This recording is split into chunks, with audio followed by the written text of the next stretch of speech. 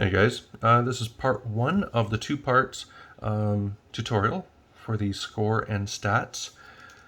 What you'll see here is at the top we have the team names. These are the two teams that are facing against each other, the date, the time. And as we move over, you're going to see timeouts. Each team gets 4 timeouts in the game, okay? And if they go into overtime, they get 1 extra timeout. Okay, so as they use their timeouts, you would just cross it out. The referee is going to come over to you and say timeout purple. Okay, so you would go up here, mark a timeout for that team. If they've run out of timeouts, you just say, that's it for timeouts, ref. Okay, then they just get 1 extra for overtime. At the end here is the final score. So you would just write down the score at the end of it all. You'll see it at this running score at the bottom. Okay, so in this game, it ended 72-68, let's just say. All right, we come down here and we've got the teams. Okay, Hatchman Electric is purple, Talbot Trail Physiotherapy is gray. All right, next one down is the list of players. So here is their number. In the first game, they don't have their jerseys yet, so we have to mark in their numbers. Every other game after this, they have their jerseys. All these will be filled in for you already, and I'll have them in numerical order. All right. So when they get their jerseys, they're going to have to come over to you, say who they are, what number they've got, and you just write that in for me. Okay. Next one over is the game played, the G. That lets me know that they were present for their game. Okay, so if 24 was there, you just check that off. Next player, he was there, you check that off. So all that you're going to do is scan the floor and make sure that that player is there. Okay, so let's just say he's number 10, he's number 12, right? You're just going to look at that player and say, oh yeah, he's there, he's there, he's there. These next 4 players, they weren't there. So when I enter them in for stats, these guys won't get marked as a game played. Okay. Next one here, PF is personal fouls. Okay, when a player commits a foul, the referee is going to blow the whistle, he's going to run over to you, and he's going to let you know purple 24 with the pushing foul. So all that you do is you mark 1 foul, you just cross that out.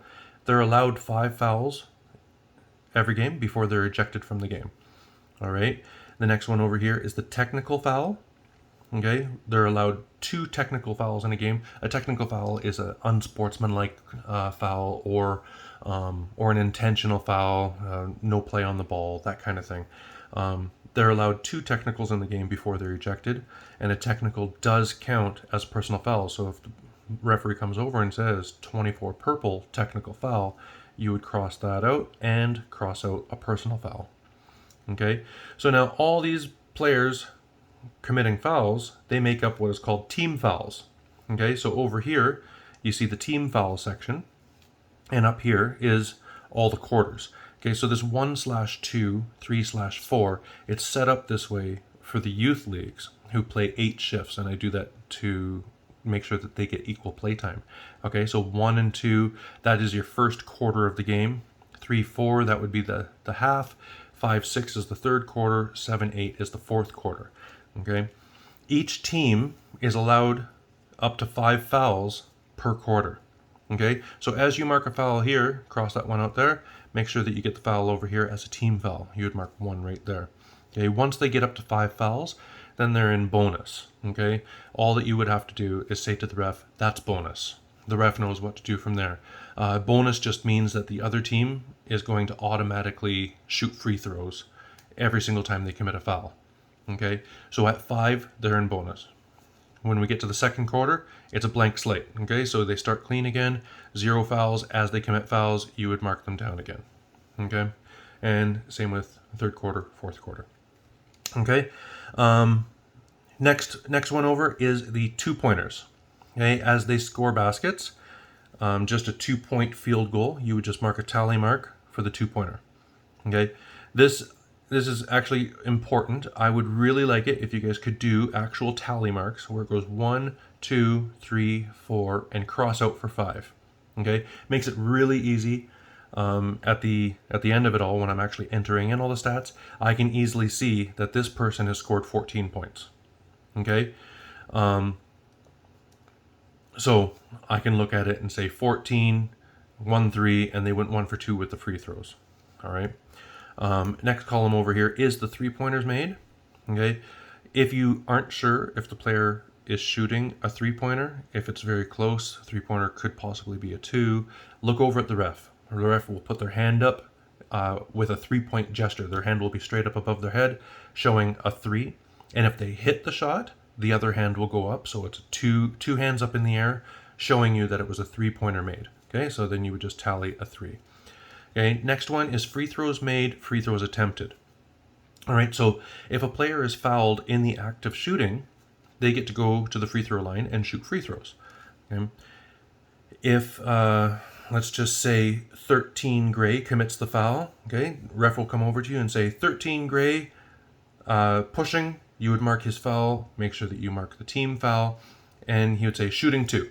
So you would know 24 is shooting 2 free throws. So you'd mark that as 2. Okay, he goes to the line, he shoots his free throws, he hits the first one, you mark it down as a hit, as a tally there, and he misses the second one. You don't do anything for the second one, you just leave that blank. So then at the end of the game, I know he went 1 for 2 in his free throws. Okay, there are different situations when it comes to it. If he's fouled in the act of shooting and he didn't hit the shot, then he would be shooting 2 free throws. If he was fouled in the act of shooting a 3-pointer, he'd be shooting 3 free throws. If he's fouled in the act of shooting and he actually hits the shot, then the basket will count, so you would mark down the basket counts, and he's shooting 1 free throw. The ref's going to let you know how many he's shooting. Okay, ref will come over, fouls 13 Gray with the push, player's shooting 2. Or he'll say, basket is good, he's shooting 1. Okay. Next one here is the score at the bottom. So as players score baskets, you not only mark it on the tally here, you would mark it here. So 24 hits a 2-pointer, you come down here and you cross out the 2.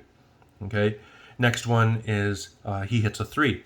So you go, you count 3 more, and that's 5. Okay, and so on. So they hit 2 more, they hit another 3, that kind of thing. Okay, and then the other team, let's just say they score a 2, then they go to the line and shoot a free throw, they get 1, okay, and so on. So it makes it really easy if the ref comes over and says, hey, is the score correct up on the score clock? You can look at this and go, yeah, 10-3. Yep, that's correct. Or just say, oh, yeah, no, I've got 10-3 and the score clock says 8-3 or something like that. Then it's really easy as compared to going, oh, just give me a second. Okay, 2, 4, 6, 8, 10, 12, 14, 17, 18, and then you got to count the other team's score, and it just takes a long time to do that. So get in the habit of marking down your tally for this and then marking 2 points at the bottom. Okay, mark a tally that's 3, you mark the 3 at the bottom. Okay, another habit that I get into is every half I change the direction of the tally marks. Okay, so I can see that by halftime they finished with, it was 21-18 at half, because the next set of scores is going the other way. Okay, it's just good when it comes to things like for me to do write-ups and stuff like that. Purple was leading Gray at the half by 3 points, but then Gray came back and ended up killing them, 88-62 or something like that. Okay. So then the final thing that I want you guys to do when it comes to all of this is the notes. Okay. I want you to write down your name so I know who took the score. Okay. And any other notes that I need to know throughout the game. Okay, so when a player forgets his jersey, I've got it written down here. So let's just say 24, he forgot his jersey. So Nathan, no jersey, borrowed number 20. At the end of the game, he returned number 20. That kind of thing. So that's things that I need to know at the end of the day. Okay, or you screwed up on your stats. I was counting tallies in 2s instead of a single tally for each one. So cut everything in half, right? So every time they scored 2 points, they would go 1-2, 1-2, 1-2, that kind of thing. Okay, and that ends the first part of the tutorial. Thanks.